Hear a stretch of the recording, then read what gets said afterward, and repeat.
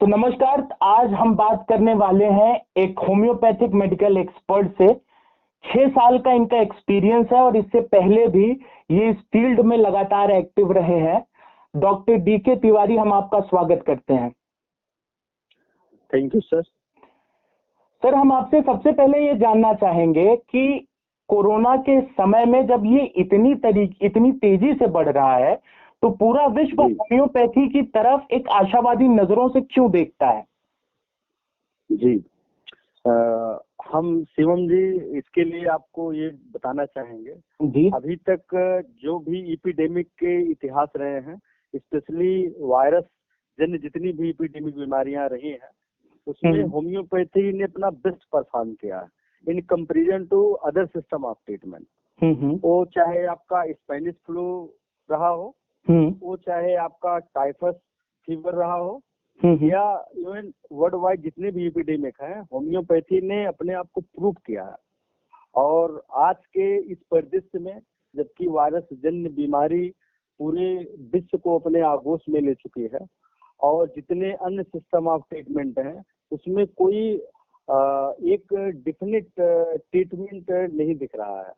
तो होम्योपैथी ने चूंकि अपने आप को पहले भी प्रूव किया है और एज ए प्रोफाइलैक्टिक ये कुछ समय से इंडिया में शुरुआत भी इसकी की जा चुकी है और उसके रिजल्ट नतीजे बहुत बेहतर आए हैं। इस वजह से लोगों का रुझान या विश्वास होम्योपैथी और होम्योपैथ की तरफ बढ़ा है कि इस सिस्टम ऑफ ट्रीटमेंट से कोविड-19 को हराया जा सकता है। सर, हम आपसे ये भी जानना चाहेंगे कि पिछले 10 सालों में होम्योपैथी की तरफ जितनी संवेदनशीलता समाज की बढ़ी है और एलोपैथी पर से जितना विश्वास कम हुआ है, इस पूरे संदर्भ को आप किस तरीके से देखते हैं? क्या एलोपैथी वास्तविकता में बीमारियों का सही तरीके से इलाज नहीं कर पाती या फिर होम्योपैथी एलोपैथी से कैसे बेहतर है, ये हम समझना चाहेंगे। देखिए शिवम जी, इसके लिए हम आपको बताना चाहेंगे कि दुनिया भर में जितने भी सिस्टम ऑफ ट्रीटमेंट प्रचलन में है, प्रचलित है, तो सबका अपना एक स्थान है और सबकी अपनी एक उपयोगिता है। जी। तो इस कंपैरिजन में हमें नहीं पढ़ना चाहिए कि कौन सा सिस्टम ऑफ ट्रीटमेंट बेहतर है, तो किस पर्टिकुलर बीमारी के लिए या किस पर्टिकुलर समय डिजीज के लिए या किस पर्टिकुलर पैटर्न पे कौन डिजीज आ रही है, उस पे कौन सा सिस्टम ऑफ ट्रीटमेंट ज्यादा बेहतर। हाँ, ओवरऑल आप कंपेरिजन करेंगे तो homeopathy is the best in comparison of all system of treatment और different type of medical school. Homeopathy is the best because ये आप कह सकते हैं कि ये मतलब लेने में भी इजी है और ये on the basis of totality पे इसका हम सिलेक्शन करते हैं मेडिसिन का। सर, इतनी सारी चीजों के बावजूद अगर आप आज की स्थिति देखें तो समाज में ना सरकार इसे उस हिसाब से प्रचलित करती है और ना ही ओवरऑल वर्ल्ड वाइड कंपनियां, MNCs जो बड़ी बड़ी मैन्युफैक्चरिंग कंपनीज हैं, वो होम्योपैथी को इतना ज्यादा प्रमोट करती हैं। अगर ये होम्योपैथिक फॉर्म ऑफ मेडिसिन इतनी ज्यादा कारगर है तो ये लाइमलाइट में क्यों नहीं आती? शिवम जी, इसके लिए जो है हम जो आपको जवाब देना चाह रहे हैं या देने जा रहे हैं, हो सकता है कि आप हमारे तर्क से सहमत हो या असहमत भी हो सकते हैं, बट मैंने अपने इतने दिनों के कैरियर में ये जाना, समझा और देखा भी है कि मेन जो है, जैसे हर system of different type of schools आप कह सकते हैं, हर जगह एक बिजनेस लॉबी वर्क कर रही है। बिजनेस लॉबी, जैसे जी, जैसे आपको मैं एक चीज बताऊं, जैसे किसी बीमारी में, जैसे पर्टिकुलर डिजीज का नाम अगर दिया जाए, जैसे सपोज दैट एक पर्टिकुलर बीमारी की हम बात करें, कोई भी XYZ किसी भी बीमारी के विषय में, जैसे बिडाल, अगर टाइफाइड फीवर की हम बात करें, जितने इफिकेसी, जितने कम पैसे में या समय में जितना होम्योपैथी से ट्रीटमेंट हो जाएगा, जी आप इस बात को मेरी ध्यान से सुनिएगा, जी जी उसका कम से कम 20 से 20 to 25 गुना जो है पैसा अगर वो patient allopathy system of treatment में जाएगा तो उसका अपना खर्च होएगा, ठीक है। और जो आपकी एमएनसीज हैं जी वो इतना डोमिनेट की हुई है, इतना डोमिनेट की हुई है कि वो किसी और सिस्टम ऑफ ट्रीटमेंट को, चाहे वो कितना भी बेहतर हो, उससे वो प्रमोट नहीं होने देना चाहिए, क्योंकि उनका अपना एक बिजनेस सेक्टर है। आप ये बहुत बड़ी बात कर रहे हैं, क्योंकि केवल एक बिजनेस मॉडल के कारण एक पैथी जो इतनी कारगर है वो मेन स्ट्रीम ऑफ मेडिसिन में नहीं आ पा रही है। आपके कहने का मतलब ये है? जी जी बिल्कुल बिल्कुल। अच्छा, अभी हाल ही में हमने ये खबर सुनी कि आगरा के होम्योपैथी मेडिकल कॉलेज ने करीबन 22 लोगों को, टोटल 44 लोग उसमें एडमिट हुए थे कोरोना पेशेंट्स, और उसमें 22 लोगों को पूरी तरीके से ट्रीट कर दिया है और अगले 22 लोगों की हालत में काफी सुधार है। आप इस मुद्दे पर क्या कहेंगे? हम शिवम जी इसमें थोड़ा सा करेक्शन करना चाहेंगे। जी जी। जो हमारी जानकारी है उसमें टोटल नंबर ऑफ जो पेशेंट लिए गए थे समझ 44 पेशेंट है जी, जिसमें 42 पेशेंट जो है 3 दिन के अंदर उनके सारे साइन सिम्टम जो है रिमूव हो गए जो कोविड-19 के आ रहे हैं, और जो जांच रिपोर्ट है वो विद इन 1 वीक उनकी निगेटिव आ गई। 1 वीक में उन लोगों की रिपोर्ट निगेटिव आ गई और उनके सिम्टम्स खत्म हो गए, आप ये कहना चाहते हैं? अगर एलोपैथी जी 50 से 80% सिम्टम या लक्षण बीमारी के मात्र 2 से 3 दिन के अंदर उनके रिमूव हो गए। अगर ये एलोपैथिक मेडिकल साइंस में होता तो ये एक मेडिकल माना जाता। जी बिल्कुल, मिरेकल माना जाता और पूरा वर्ल्ड वाइड इसका प्रचार प्रसार होता।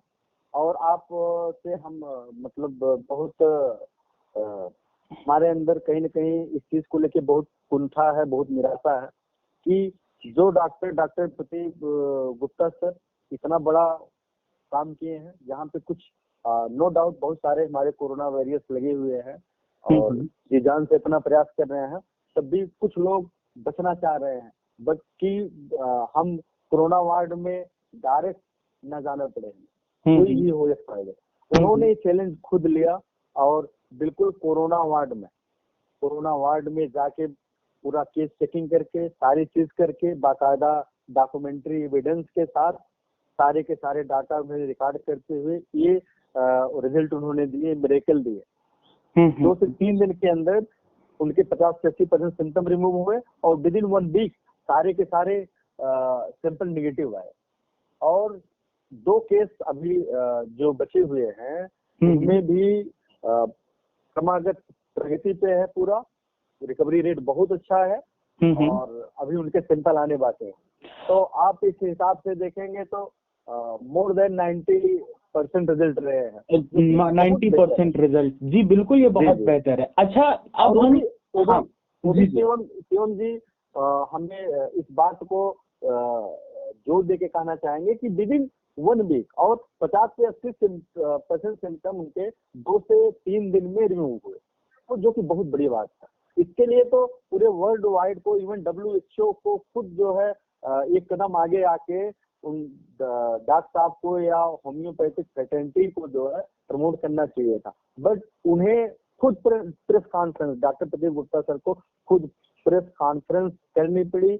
और जितने भी इंडिया के स्टेट जहाँ पे मेजॉरिटी ऑफ सिकनेस है कोविड-19 के, जस्ट लाइक महाराष्ट्र, गुजरात, वेस्ट बंगाल, दिल्ली और आपके इस तरीके के जितने भी वहाँ के, उन्होंने चीफ सेक्रेटरी और मेडिकल सेक्रेटरी को उन्होंने लेटर लिखा। जबकि अगर यही चीज किसी एलोपैथिक सिस्टम ऑफ ट्रीटमेंट के किसी भी इंस्टीट्यूट में हुआ होता तो सारे के सारे मीडिया समूह, आपका गवर्नमेंट सेक्टर, एनजीओ, WHO या पूरे वर्ल्ड वाइड जितनी फ्रेटर्निटी है सब मतलब एक प्रमोट करती, बट उन्होंने इस चीज को मीडिया के सामने कहा कि मैं कास्टलेस ट्रीटमेंट करूंगा हर एक स्टेट में, और जितने होम्योपैथिक डॉक्टर्स हैं मैं उन्हें खुद ट्रेनिंग कराऊंगा, और बिल्कुल इस पे मैं 100% डेडिकेटेड हूँ। इसके बावजूद भी जो मतलब सरकार की तरफ से प्रतिक्रिया आनी चाहिए थी, जो तेजी दिखानी चाहिए थी, आप देखेंगे कहीं ना कहीं वो चीजें नहीं है। वो चीजें नहीं देखी गई। मैं नहीं पूरा होम्योपैथिक जगत या पूरा होम्योपैथिक डॉक्टर या होम्योपैथ पूरे जो है कहीं न कहीं अंतर्मन से दुखी है और अपने आप को आहत महसूस कर रहे हैं।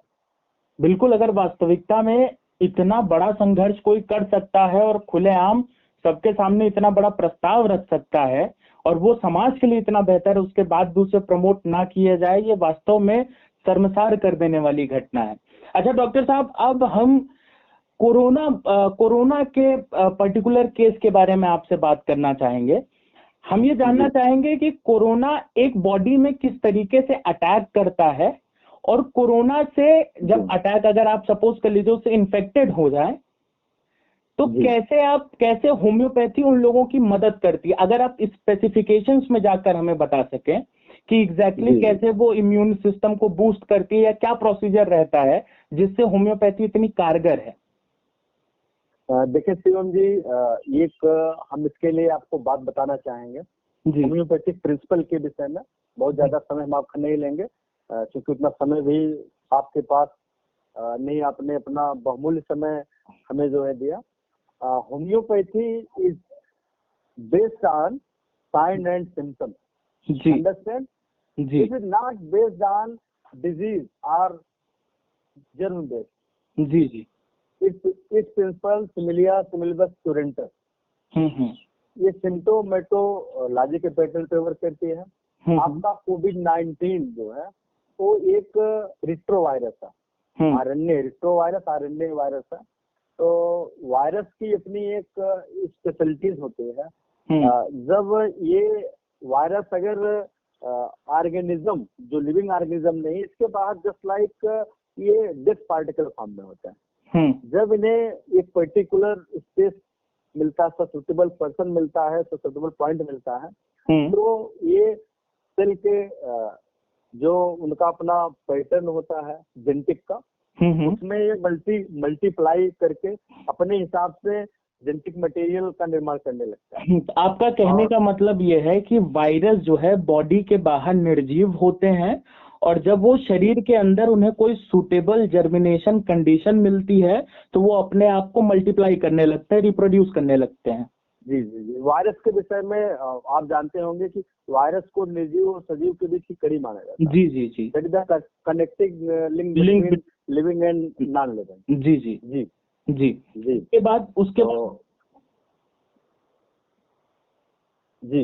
उसके बाद किस तरीके से ये अटैक, उसके बाद ये किस तरीके से इफेक्ट दिखाता है बॉडी पे सर? ये एक्चुअली में जो इसका कॉम्प्लेक्सिटी होता है, ये लंग फाइब्रोसिस करता है।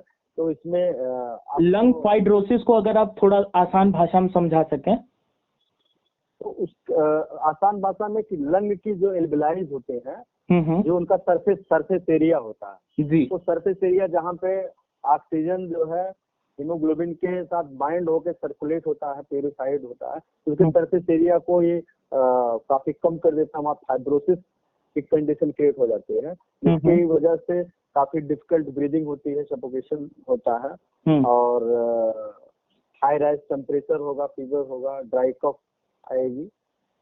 बट शिवम जी एक चीज हम और आपको बताएंगे कि ये एक स्पेशल टाइप का वायरस है। ये मैन टू मैन ट्रांसमिशन में म्यूटेट भी हो रहा है, क्योंकि अब काफी केसेस ऐसे दिखने में आए हैं जो बिल्कुल एसिम्प्टोमेटिक भी हैं, मतलब उनमें जो सैंपल आ रहे हैं पॉजिटिव तो आ रहे हैं कुछ केसों में, बट कोई साइन सिम्टम जस्ट लाइक कोविड-19 के होने चाहिए। जैसा कि हमने चर्चा किया कि आपका suffocation, high rise temperature, body एक, इस टाइप का कोई साइन सिम्टम नहीं है, बट सैंपलिंग में पॉजिटिव आ रहे हैं। तो ये, हाँ, ये जो है मैन टू मैन ट्रांसमिशन में जो है म्यूटेट कर रहे हैं, मतलब अपने अपने बिहेवियर को बदल दे रहे हैं। हाँ, अपने कैरेक्टर को बदल दे रहा है। इसलिए इसकी जो है एक डेफिनेट वैक्सीन बना पाना बहुत मुश्किल है। जहाँ तक हमारी राय है, जो हमारा अपना मतलब एक नजरिया है या नॉलेज है, उस हिसाब से काफी टफ काम है। अच्छा, होम्योपैथिक किस तरीके से इस पर्टिकुलर चीज को ट्रीट करती है, अगर आप स्पेसिफिकेशन में जाकर कुछ दवाइयों के नाम भी बता सकें।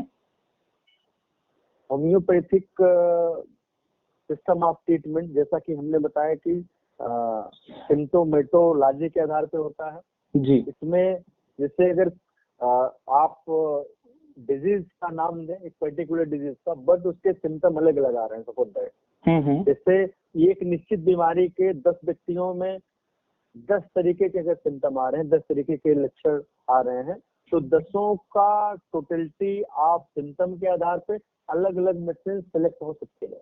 यही रीजन होता है कि होम्योपैथी बीमारियों को रूटली निकालता है, रूटली रिमूव करता है। तो इसका मतलब यह है कि जैसे सपोज कर लीजिए कि मुझे बीमारी है और मेरे अंदर कोरोना के कुछ और लक्षण हैं, सामने वाले के अंदर कोरोना के कुछ और लक्षण हैं, तो मुझे ट्रीट करने का होम्योपैथी के पास एक अलग मेथड होगा, और जिसके पास अलग लक्षण है उन्हें ट्रीट करने का होम्योपैथी पास अलग मेथड है।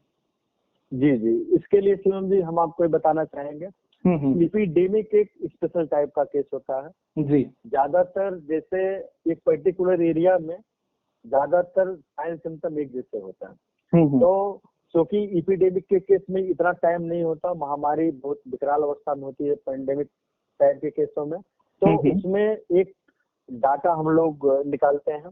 जैसे मान लीजिए एक मैक्सिमम डाटा हमने निकाला काफी केसों को लेके, उसमें जो टोटलिटी बेस्ड सिम्टम है, मैक्सिमम सिमिलरिटी सिम्टम जिस मेडिसिन के हैं वही रिकमेंडेड मेडिसिन होती है, उसे जीनस एपिडेमिकस कहते हैं। उस मेडिसिन को जीनस एपिडेमिकस कहते हैं। वो genus epidemicus medicine majority of केसों में बहुत बेहतर रिस्पांस देती है। जी जी। कुछ केसेस अगर जैसे उससे डिफरेंट टाइप के सिम्टम आ रहे हैं, तो वहाँ पे जीनस एपिडेमिकस के अतिरिक्त दूसरी मेडिसिन जो ऑन सिलेक्शन पे आती है वो दिया जाता है। इसमें जो अभी कोविड-19 के सिम्टम चल रहे हैं उसके आधार पे जो दिखने में आ रहा है, होम्योपैथिक मेडिसिन जो कुछ इंडिकेटेड मेडिसिन है, जैसे आपकी ब्रायनिया एल्बा जी, आर्सेनिकम एल्बम जी, जिलिसिमियम जी जी, एंड जहाँ पे सिवियरिटी या कॉम्प्लेक्सिटी डेवलप कर रही है वहाँ पे टेम्फोरा। तो इस कुछ मेडिसिन है, बाकी इसके अतिरिक्त भी साइन सिम्टम के अकॉर्डिंग अगर डिफरेंट साइन सिम्टम होगा तो डिफरेंट डिस्कोर्स ऑफ मेडिसिन चलेगा। और दूसरी मेडिसिन भी चल सकती है, चलाई जाती है। और शिवम जी, मैं एक बात को दावे के साथ कहना चाह रहा हूँ कि अभी तक वर्ल्ड वाइड जितनी एपिडेमिक आए हैं जी, उसमें होम्योपैथी ने अपने आप को सबसे बेहतर प्रूव किया है। मैं कुछ एग्जांपल आपके सामने देना चाह रहा हूँ। जी सर। आपका डिप्थीरिया जो है ब्राउन कंट्री न्यूयॉर्क, वहाँ पे 1862 से 1864 के बीच बहुत ब्रॉड स्ट्रक्चर में फैला था। 1862 से 1864 के बीच जो डिप्थीरिया में सिम्टम होते हैं, इसमें डिफिकल्ट ब्रीदिंग हो रही थी उस समय जी, followed by paralysis, followed by death जी, और डेथ रेट काफी ज्यादा था। हाँ।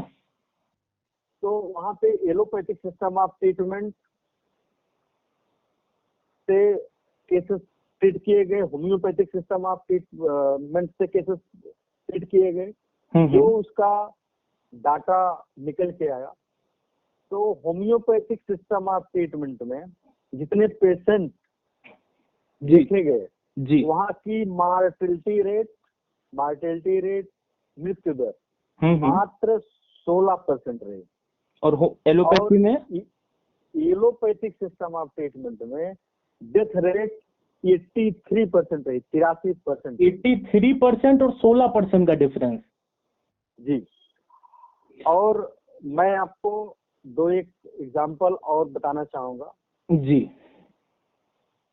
ऑस्ट्रिया में, अब टाइम मुझे नहीं याद है किस ईयर में था, ऑस्ट्रिया में वरियोला स्मॉल पॉक्स, जिसमें फ्लू लाइक सिम्टम, जो हमारे यहाँ माता के नाम से जानी जाती है, छोटी माता। जी जी। उस समय मतलब बृहद तौर पे ये वहाँ पे फ्लू लाइक सिम्टम थे। और येलोपैथिक सिस्टम ऑफ ट्रीटमेंट से जितने लोगों का ट्रीटमेंट हुआ, वहाँ पे मार्टेलिटी रेट मृत्यु दर 37.3% रही। होम्योपैथिक सिस्टम ऑफ ट्रीटमेंट से जितने लोगों का ट्रीटमेंट हुआ, उसमें मृत्यु दर मात्र 18.5% रही। ये वाकई एक मतलब ये वाकई एक इस विरोधाभास को दिखाता है कि एक मेडिसिनल थेरेपी में इतना बेहतर रिजल्ट आने के बावजूद किसी दूसरे मेडिसिनल थेरेपी को इतना ज्यादा प्रमोट करना और उसे डी प्रमोट करना, क्योंकि लोगों के बिजनेस इससे बहुत बड़े जुड़े हुए हैं। ये वाकई में एक बहुत बड़े विरोधाभास को मेडिकल सिस्टम के और मेडिकल टर्मिनोलॉजीज के सिस्टम को दिखाता है। और मैं दो एक एपिडेमिक के विषय में बात और करना चाह रहा हूँ। जी जी। आपका कालरा, जी, कालरा के सिम्टम होते हैं सीवियर वाटरी डायरिया, फिर लास्ट में फॉलोड बाय रैपिड डिहाइड्रेशन, और लास्ट में पेशेंट डेथ कर जाता है। ये 1881 से 1883 के बीच फैला हुआ था।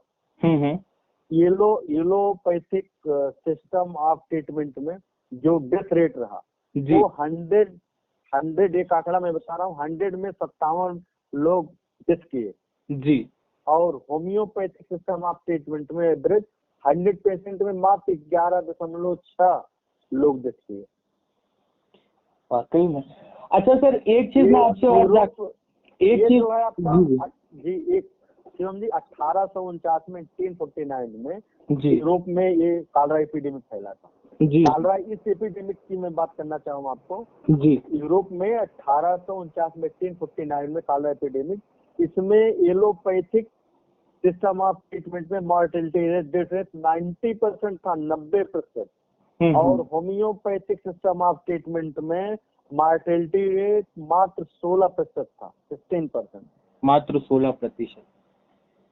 अच्छा सर, मैं एक चीज आपसे और जानना चाहूंगा कि जैसे इस समय लोग लॉकडाउन में या तो मोस्टली घरों पर है या तो वो घरों पे जा रहे हैं, इस कारण जैसे फॉर एग्जांपल इस भय से कि कहीं मुझे कोरोना तो नहीं हो गया है, बहुत सारे ऐसे लोग हैं जिन्हें मनोवैज्ञानिक समस्याएं होने लगी हैं जी कि इस बात के भय से कि मुझे कोरोना नहीं हो गया है। और हमने देखा कई सारे ऐसे भी केसेस हैं जिसमें केवल इस बात के भय से लोगों ने सुसाइड कर लिया। जी। आप उन लोगों से बेसिकली क्या कहना चाहेंगे, या फिर उन लोगों को क्या बताना चाहेंगे जिन्हें एंजाइटी या अन्य तरीके के मानसिक रोग हो जा रहे हैं केवल इस डर से कि उन्हें कोरोना तो नहीं हो गया? शिवम जी, इसके लिए जो है मैं कम से कम भारत सरकार आयुष मंत्रालय को धन्यवाद देना चाहूंगा।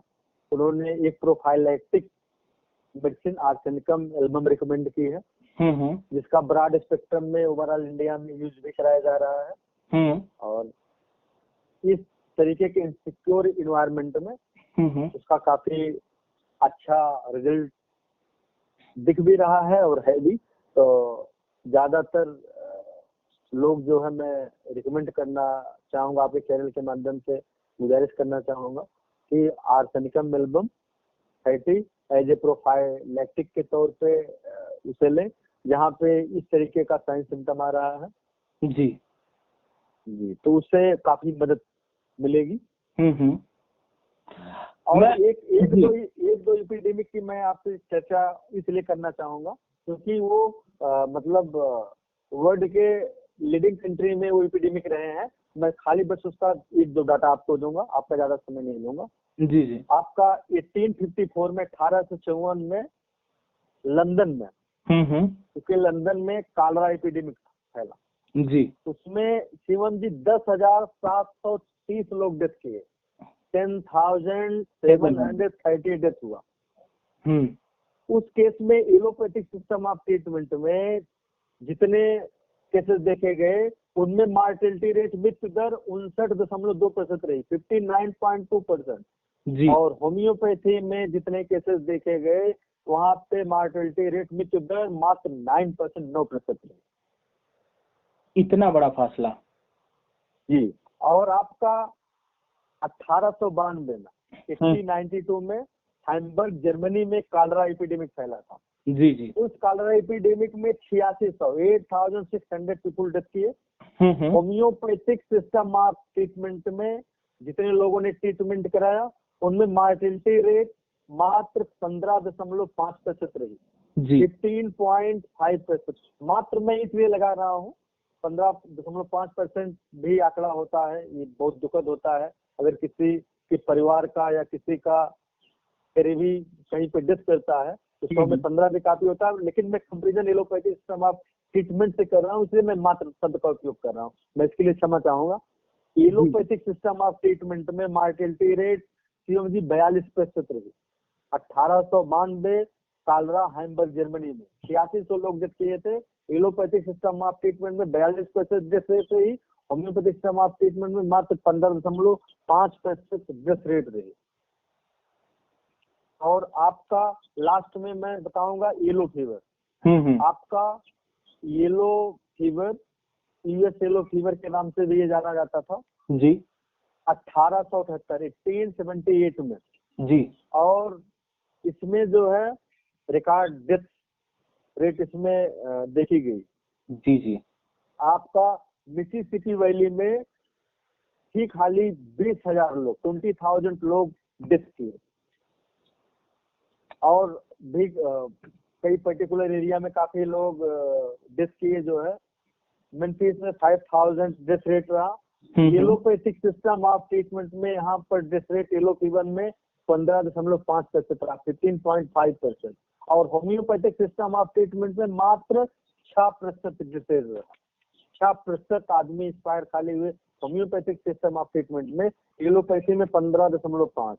और मैं आपको जो सबसे वर्ल्ड का सबसे बड़ा मतलब एपिडेमिक कोरोना को छोड़ दिया जाए माना जाता था, स्पेनिश फ्लू जी 1980 में 1918 में हुआ। और इसमें रिकॉर्ड 50 मिलियन डेथ हुई। जी 50 मिलियन डेथ, हाँ, वर्ल्ड वाइड। इसमें मैं आपको इस बात पे आप गौर कीजिएगा जी, ये बहुत इंटरेस्टिंग और बहुत रोचक आंकड़ा है। पूरे संसार के सामने एक नजीर है कि इतने बेहतर सिस्टम ऑफ ट्रीटमेंट को लोग नकार के जितना समय, पैसा और resource allopathy system of treatment पे लगा रहे हैं, अगर उसका 10% भी होम्योपैथी सिस्टम ऑफ ट्रीटमेंट में लगा दें तो पूरे चिकित्सा जगत में एक मेडिकल क्रांति आ जाएगी, एक चिकित्सा क्रांति आ जाएगी। और लोग निरोग भी होंगे, उनका समय, पैसा सब चीज बचेगा, सेहत तो दुरुस्त रहेगी, उसमें कोई दो राय नहीं। इस स्पेनिश फ्लू में शिवम जी एलोपैथिक सिस्टम ऑफ ट्रीटमेंट में एस्प्रिन दवा एलोपैथी की बहुत पॉपुलर मेडिसिन है, आप जानते होंगे। जी जी। एस्प्रिन के साथ ट्रीटमेंट शुरू किए एलोपैथिक सिस्टम ऑफ ट्रीटमेंट में स्पेनिश फ्लू में जी। और रिजल्ट बहुत निगेटिव रहे। डेथ रेट 30% रहा, मार्टेलिटी रेट 30% रही जी स्पेनिश फ्लू में। और वहीं होम्योपैथिक सिस्टम ऑफ ट्रीटमेंट में शिवम जी यू कैंट बिलीव, आप विश्वास नहीं कर पाएंगे, मात्र 1.05% मोर्टेलिटी रेट रही, 1.05% मृत्यु दर रही, 1.05% मृत्यु दर रही mortality rate homeopathic system of treatment में। मुझे वाकई में ये इस इतिहास को सुन के वाकई में हैरानी हो रही है कि वास्तविकता में ऐसी मेडिकल साइंस जिसने इतने बड़े बड़े चमत्कार किए, जिसने इतने ज्यादा लोगों का भला किया, उसके बारे में समाज को पता तक नहीं है। जी जी। और इन सब बातों के अलावा भी हम आपको और आपके माध्यम से पूरी होम्योपैथी फैटर्निटी और भी एलोपैथी फैटर्निटी या फिर टोटल मेडिकल फैटर्निटी को भी शुक्रिया अदा करना चाहते हैं। आप लोगों के कारण और आप लोगों की हिम्मत के कारण हम इस कोरोना एपिडेमिक और इस कोरोना एपिडेमिक के साथ साथ होने वाली अन्य बीमारियों से इतनी बेहतर स्थिति से लड़ रहे हैं। निश्चित तौर पर ये अभी हालत काफी बुरी है, लेकिन उसके बावजूद भी जिस तरीके का हौसला आप लोग दिखा रहे हैं वो वाकई में काबिल तारीफ है और आपको सलाम करना चाहिए पूरी दुनिया को। जी जी, आपका बहुत बहुत धन्यवाद कि आपने कम से कम भारत सरकार या WHO इतना सीरियसली नहीं ले रहा है। कम से कम आप लोगों के माध्यम से लोग जागरूक होंगे। सरकार गवर्नमेंट को वर्ल्ड वाइड और इंडिया गवर्नमेंट के ऊपर भी दबाव होगा कि कम से कम वो होम्योपैथ और होम्योपैथी की आवाज सुने। कम से कम होम्योपैथी के विकास के लिए नहीं तो मानव कल्याण के लिए जरूर सुने। बिल्कुल बिल्कुल। तो आपका धन्यवाद डॉक्टर साहब, अपना समय हमें देने के लिए। हमें पता है कि आप इतने व्यस्त हैं, उसके बावजूद भी आपने थोड़ा सा समय हमारे लिए निकाला, उसके लिए आपका बहुत बहुत धन्यवाद। हम आगे भी आपसे इस विषय पर लगातार अपडेट और चर्चा करते रहेंगे। जी बहुत बहुत धन्यवाद शिवम जी।